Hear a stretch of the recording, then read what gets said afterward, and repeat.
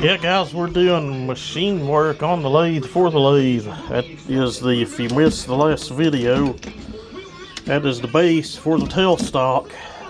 It is what it is.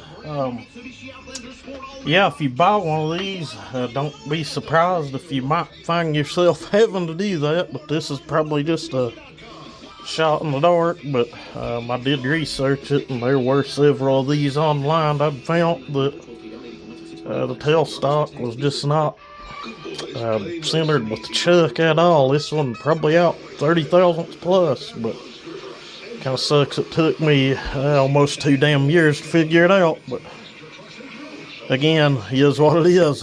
But anyway, hopefully we get this thing lined out. I've got a lot of stuff I want to do here with it this year.